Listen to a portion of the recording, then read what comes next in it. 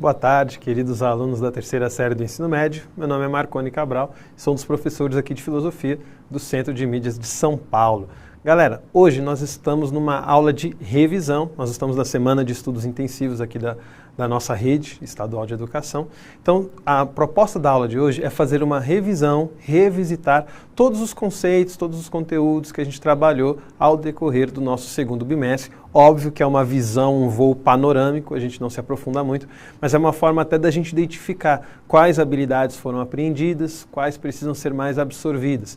Nesse sentido, vocês verão que a nossa aula de hoje tem muita interação, tem muitas perguntas, muitas respostas, certo? O título da nossa aula, vocês já viram, é Política, um caminho para a igualdade na diversidade.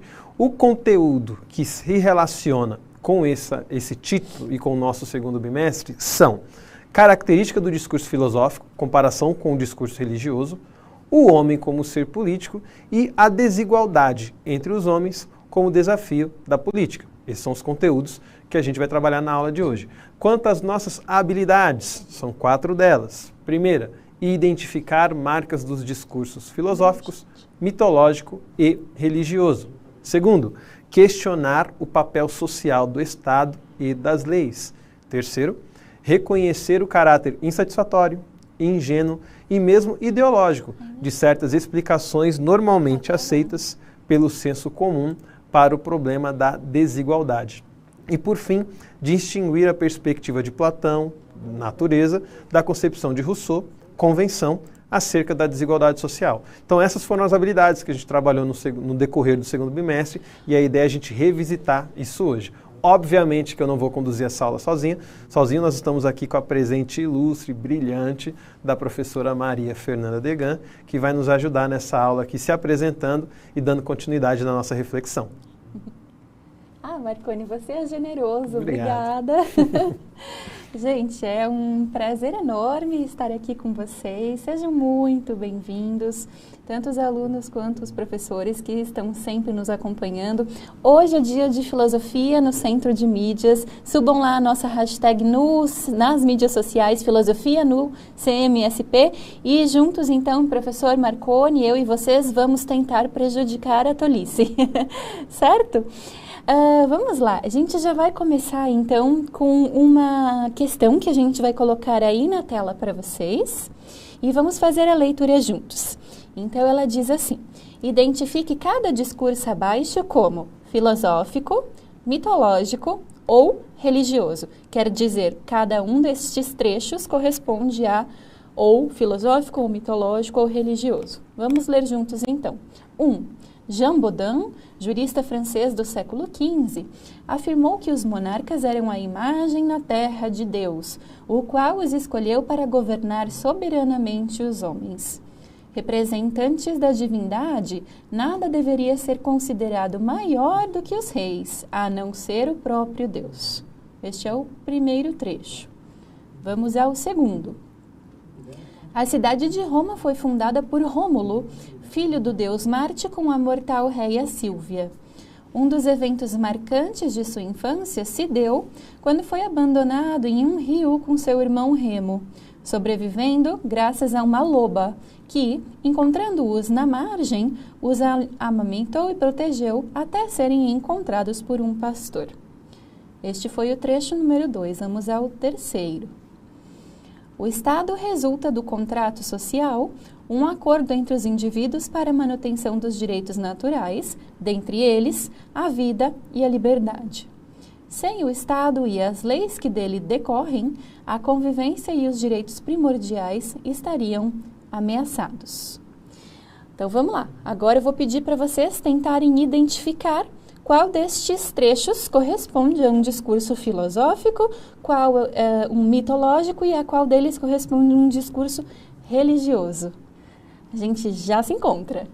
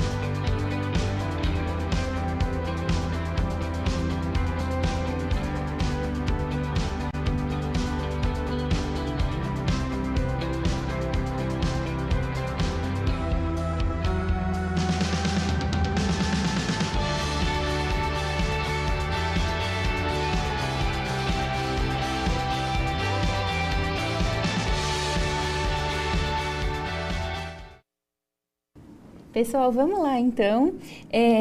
Foram muito legais as interações aqui no chat, porque deu para perceber que vocês tentaram estabelecer critérios, né, para verificar qual era qual. Eu vou então, a título assim de organização, eu vou citar uma resposta, mas saibam que eu me atentei a todas as respostas que vocês colocaram aqui, tá bom?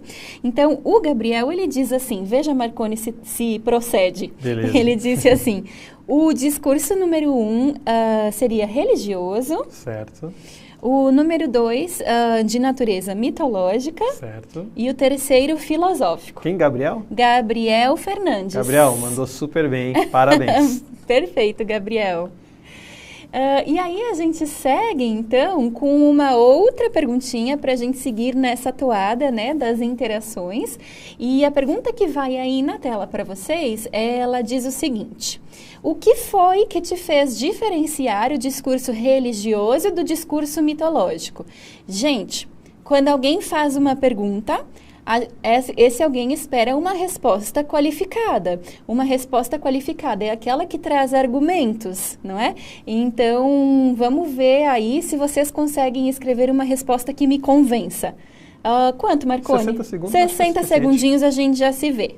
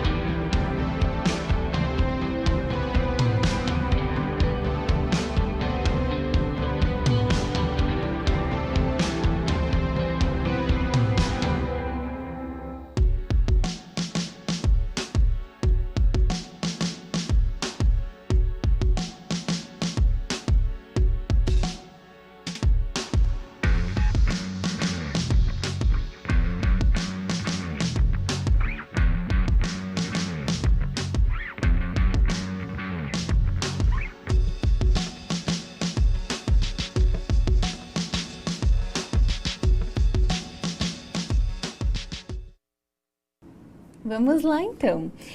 Aqui houve também, novamente, como sempre, na verdade, diversas respostas super interessantes, mas muitos de vocês trouxeram, assim, por exemplo, o João Pedro, ele disse assim, olha, o que me fez diferenciar foram os elementos presentes em cada um dos textos. Um dos textos trazia elementos mais voltados para a religião. Então, por isso eu localizei esse discurso como religioso.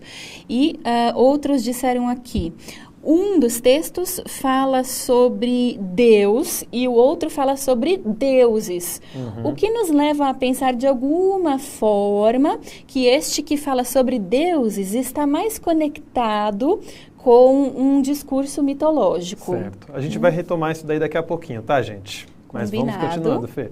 Beleza, então vamos para mais uma perguntinha, já que vocês estão aí no pique. Na tela de vocês, olha, o que te fez diferenciar o discurso filosófico dos demais discursos? E essa, gente, eu quero uma resposta assim, poupuda. Quero que vocês me convençam. Vamos ver o que aparece aqui.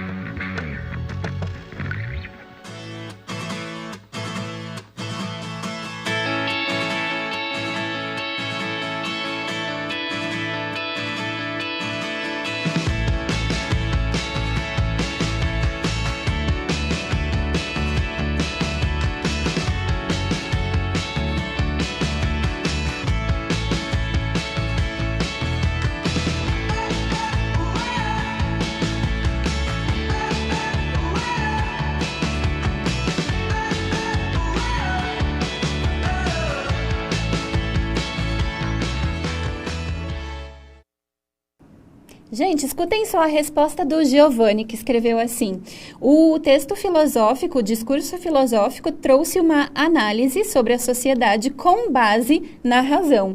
Nessa mesma linha, A Nayara colocou assim: o que me convenceu foram os argumentos assim mais racionais que apareceram no discurso filosófico. Nayara e Giovanni? Isso, te convenceu, Marconi? Sim. Gente, sensacional. Eu quero fazer 2 comentários diante disso que vocês trouxeram pra gente. Primeiro, Nayara e Giovanni, parabéns pela colocação de vocês. Inclusive, falando de parabéns, hoje nós temos um câmera aqui no estúdio fazendo aniversário, né, Fê? Verdade. O Marcos Roberto, então fica o parabéns para ele aí. Parabéns que está nos ao ajudando Marcos na transmissão Roberto. da nossa aula. Marcos, tudo de bom, felicidades. Dia 30 de julho, tá, gente? Eu sei que sempre tem alguém nos comentários, essa aula é gravada, 30 de julho. 30 de julho. Né? Não vamos falar que o Marcos está perdendo o cabelo, porque ele já perdeu todos. Né? Mas estamos aí, firme e forte, 30 de julho de 2020. Falado disso, gente, então vamos lá. Percebam que o discurso filosófico, como a Nayara e o Giovanni trouxeram, é baseado na razão. Isso não quer dizer que a filosofia e o mito não têm uma racionalidade, a religião e o mito, perdão. Mas o fundamento primeiro da filosofia é a racionalidade. Por outro lado, a religiosidade ela está fundamentada na crença. Né? Essa é a grande base da religião. A racionalidade ela pode acompanhar a religiosidade, mas o fundamento dela é a crença e não necessariamente a razão. Tanto é que em alguns momentos a racionalidade ela é deixada de lado justamente porque há coisas que a razão não explica àqueles que creem. A própria palavra conversão dentro da religião, né, metanoia, significa isso, é uma mudança onde você não está ali dentro da noiesis, do campo da reflexão, no campo da razão. É uma mudança que está para além ou está em outra dimensão, digamos assim, que não apenas na dimensão racional. E aí eu queria pontuar também a fala de uma das alunas que trouxe essa questão do Deus e dos deuses. Não necessariamente, gente, a existência de mais de um Deus já esteja atrelada a uma ideia de mito ou religião. Nós temos as religiões monoteístas, que são aquelas religiões que acreditam apenas em uma divindade, em um Deus. Temos as religiões politeístas, que são aquelas religiões que têm várias divindades, né? Confesso que o meu conhecimento não é muito grande, mas a gente pode citar o próprio hinduísmo, a gente pode citar aí a mitologia grega, quando era não apenas uma mitologia, mas uma religião, uma crença. E nós temos as religiões panteístas. O panteísmo já tem aquela ideia de que tudo é divino, tudo faz parte da divindade. Então, só esse elemento de Deus e deuses não é suficiente para você definir que algo é religioso ou mitológico. Só que o mito, ele não te exige uma crença. O mito ele é uma explicação, né, simbólica, né, fantasiosa aqui, não no sentido pejorativo, mas que se utiliza de metáforas, se utiliza de comparações, se utiliza de simbolismos para transmitir um sentido. A religião também faz isso, mas preocupada em transmitir uma crença, fazer com que você acredite numa determinada colocação. Se vocês perceberem, gente, esses 3 textos que eu trouxe para vocês, eles falam sobre o surgimento da sociedade, o surgimento de uma cidade, o surgimento ou funcionamento do Estado. E eu peguei eles de uma maneira muito proposital justamente para a gente entrar na nossa próxima habilidade, que é começar a questionar e refletir o papel social que o Estado tem. Então, nós acabamos de trabalhar a primeira habilidade, que é distinguir, diferenciar o discurso filosófico baseado na razão de outros discursos, como o religioso e o mítico, lembrando que existem outros discursos para além deles, né? Inclusive dentro da própria política, dentro do próprio Estado, nós temos discursos que não são necessariamente filosóficos e políticos, mas baseados na religião, em outros elementos. E aí agora a gente passa então para esse papel dentro do discurso filosófico de questionar o papel do Estado, esse Estado que nos foi apresentado sobre 3 pontos de vista diferentes agora há pouco. Vejam bem, independente do discurso que o legitime, o Estado está posto como resultado da necessidade de conciliar vontades individuais e coletivas, organizando a vida política. Então o Estado está aí, a gente não tem como fugir, questionar isso, e ele tem essa função de conciliar as diversas vontades, a minha vontade individual, a vontade individual da Mafê. Cada hora a gente chama ela de uma coisa, gente. Mafê, Maria, Fernanda, Fê, e assim vai, né, Fê? À vontade. Uhum. Então, a vontade individual dela, a vontade individual do Marcos, da Lívia, que está produzindo a nossa aula aqui hoje. Cada um tem a sua vontade individual.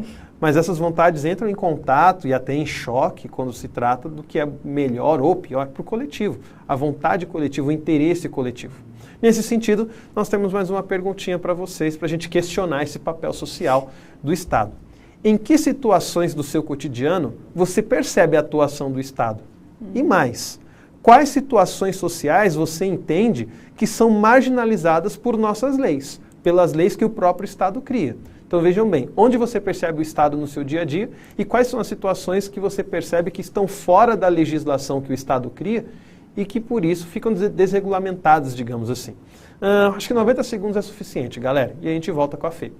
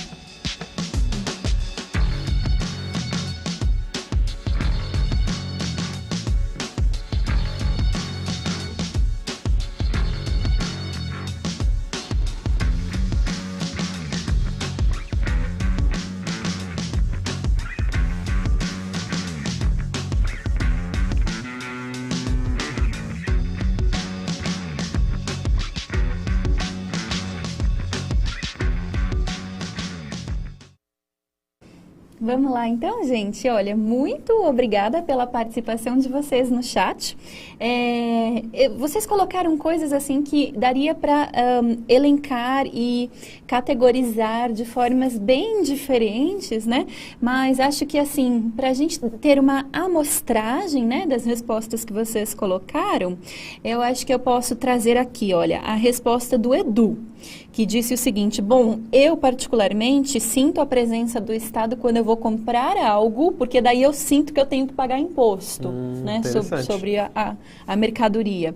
Já o Renato percebe a presença, a atuação, né, do Estado quando ele usa o SUS, o nosso Sistema Único de Saúde. Não é? Legal. Que tem sido fundamental nesse momento que a gente está vivenciando, principalmente, né?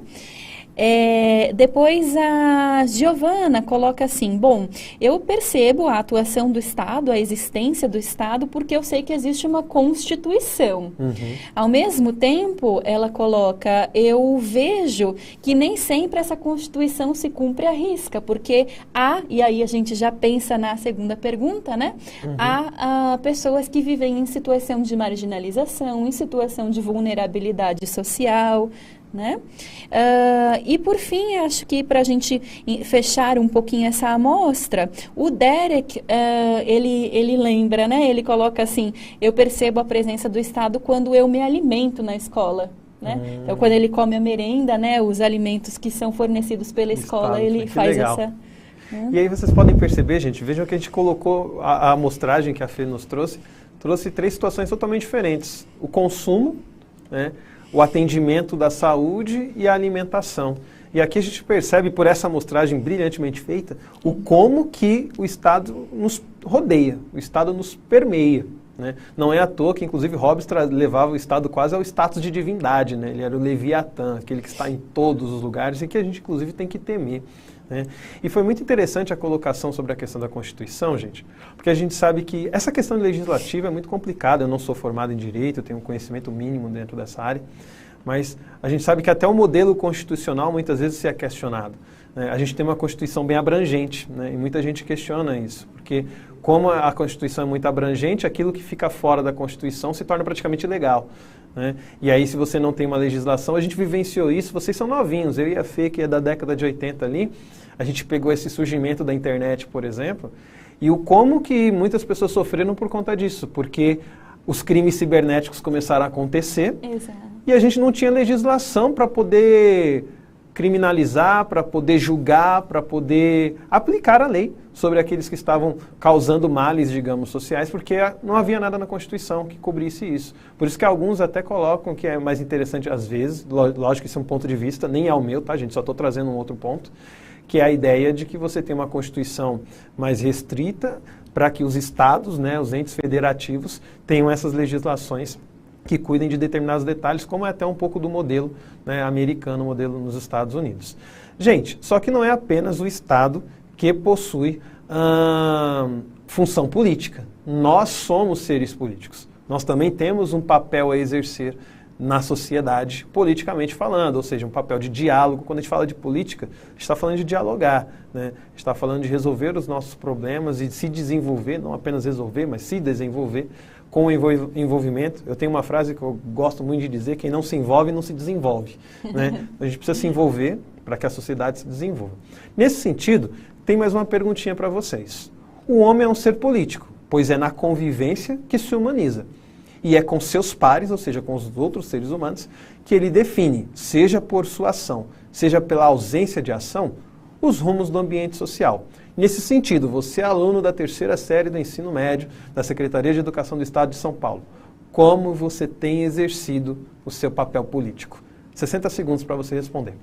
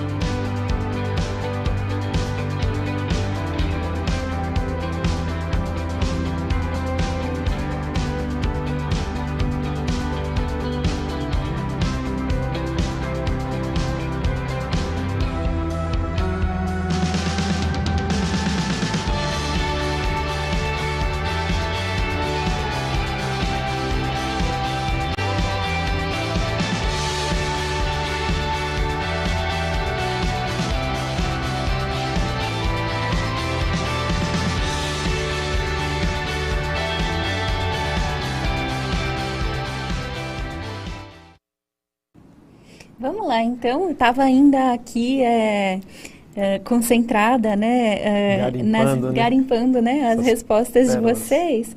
Veio muita coisa interessante. Primeiro, o professor Marconi, ele pergunta assim: como você tem exercido o seu papel político?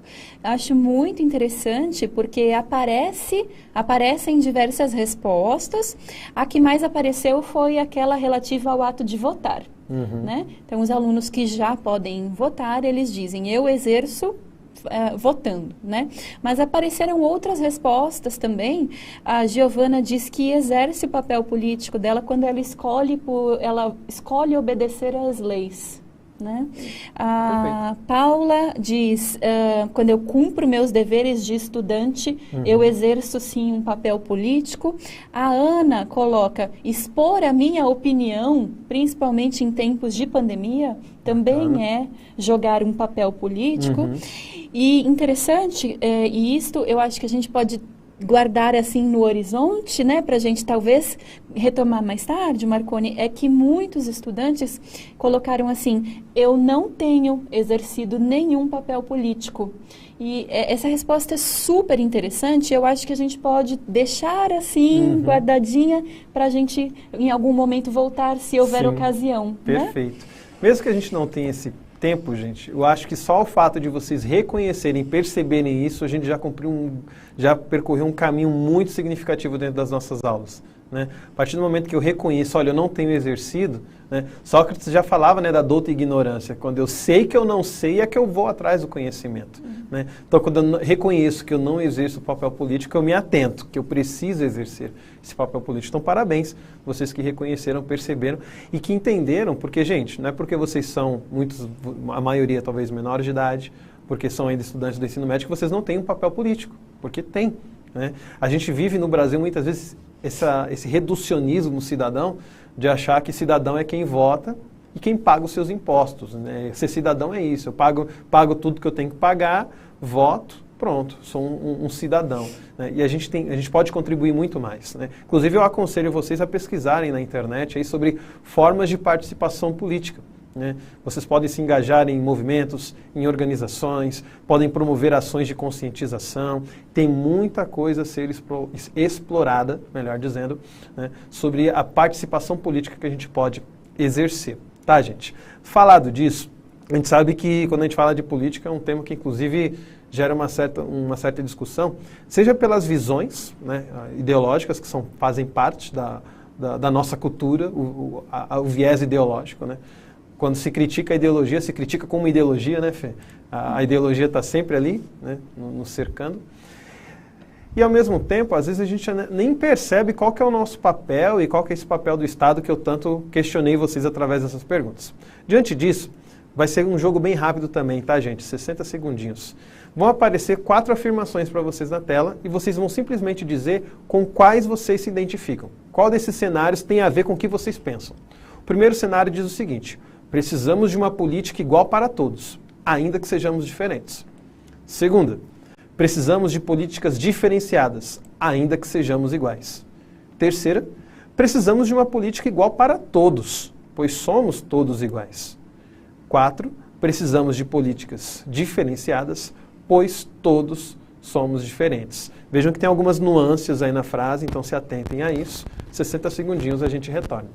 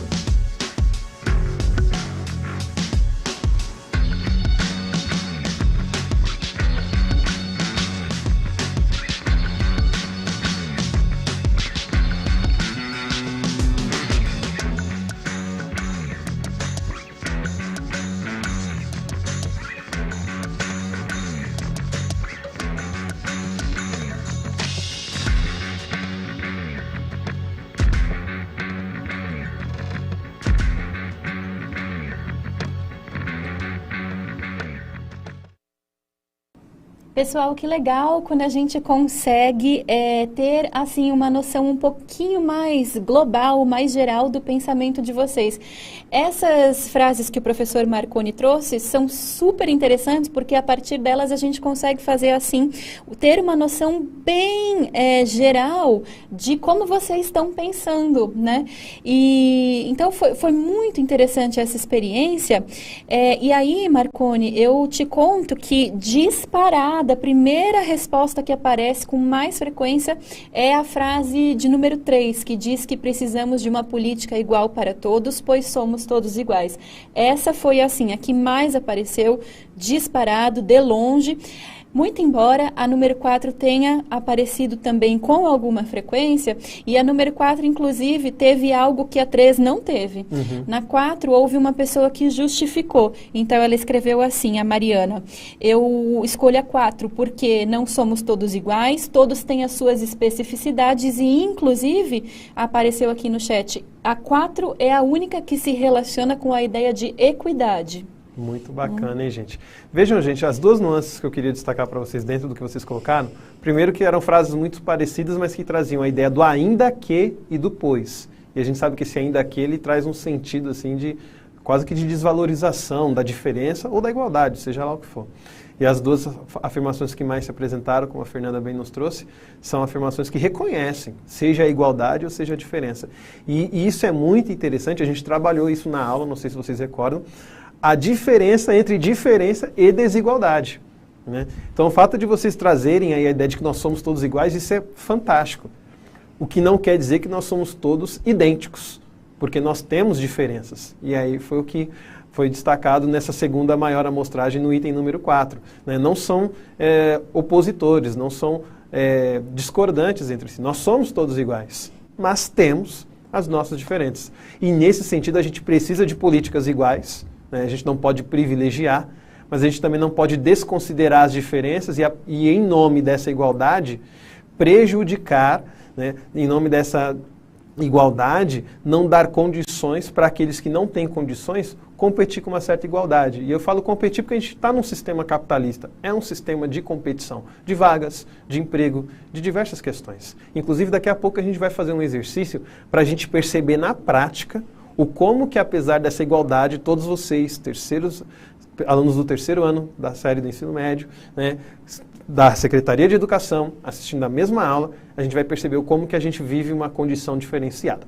Mas para a gente avançar um pouco, eu vou trazer aqui para vocês só para relembrar as perspectivas de desigualdade e de diferença de acordo com Platão e com o Rousseau. Peço inclusive que vocês tiram um print aí da tela que vai aparecer para vocês, porque como o nosso tempo ele está bem curto, é uma forma de vocês garantirem que depois vocês podem acessar isso de novo. Lembrando que essas aulas ficam disponíveis no canal da terceira série do ensino médio lá no YouTube e que elas são reprisadas na grade da TV Cultura na medida que a grade permite. Afinal de contas, a gente tem quase 200 aulas por semana aqui.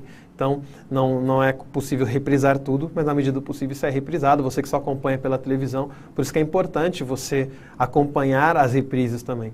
Não sei se vocês se lembram, mas a gente tem aulas que aparecem na TV e no aplicativo e aulas que só aparecem no aplicativo por conta da grade horária. Então, assistir as reprises, para você que só acompanha a televisão, é uma possibilidade de você assistir uma aula que talvez você perdeu porque ela só foi transmitida pelo app. Falado disso, a gente tem em Platão e em Rousseau duas visões bem distintas que eu vou ler para vocês, tá? Para que a gente possa avançar para o exercício que eu acho que é uma das partes mais importantes da nossa aula de hoje. Vejam que em Platão vai dizer o seguinte: nós possuímos diferenças naturais. A natureza já nos concebeu de maneira diferente, uma vez que nós temos a nossa alma, as partes da nossa alma atreladas, desenvolvidas, envolvidas em dinâmicas diferentes, Platão dizia.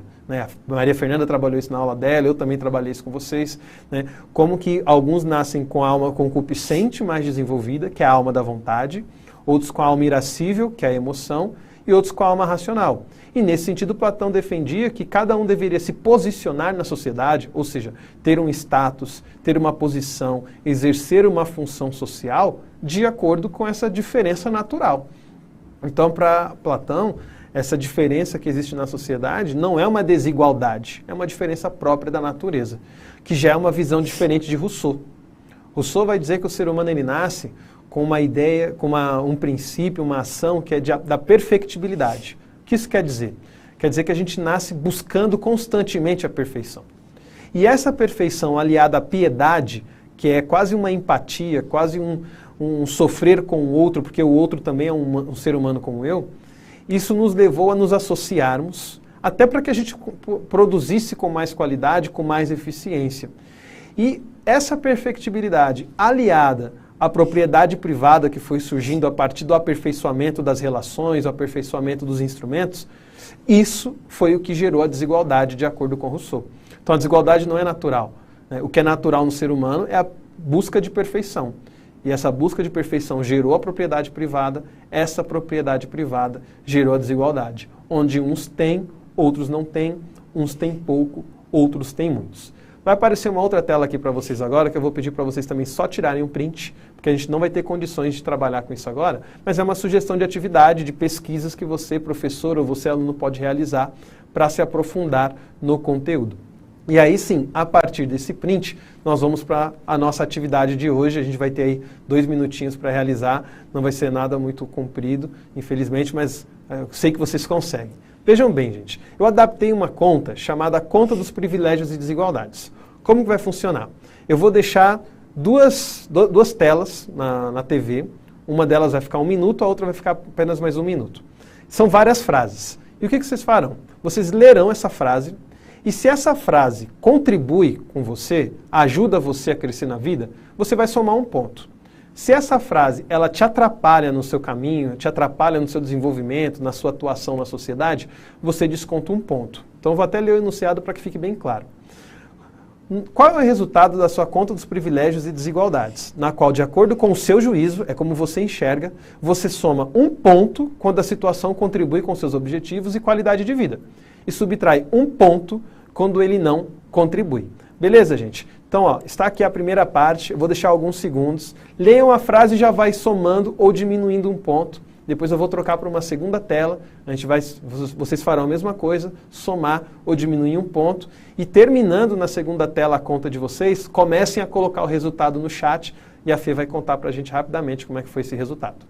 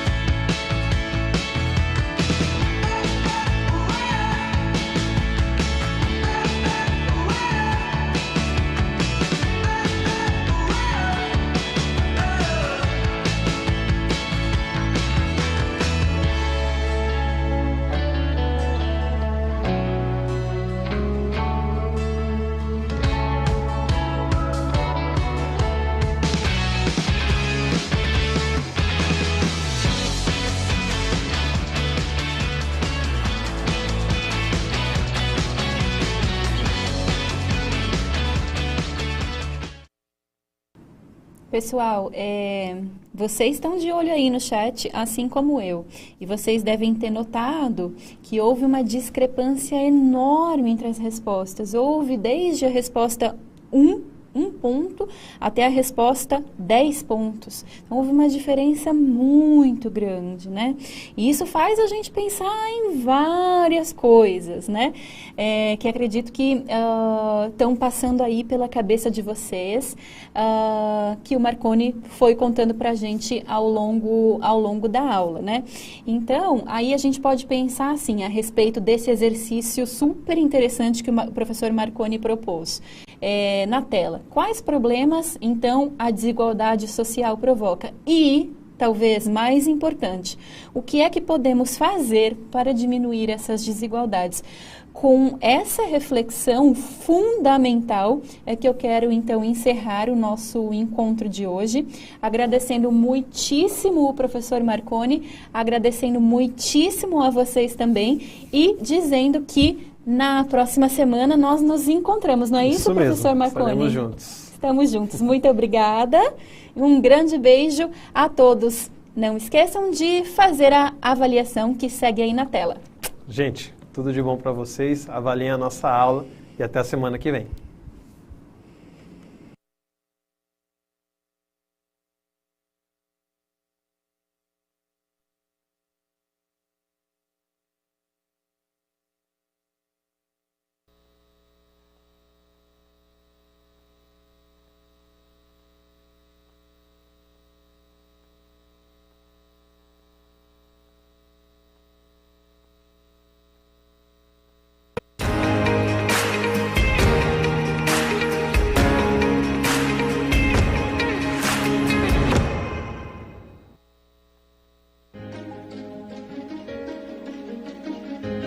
A escola pode estar distante, mas as aulas não.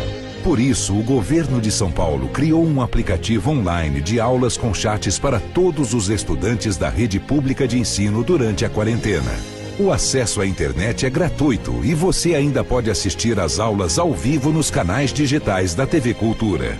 Baixe o aplicativo e estude.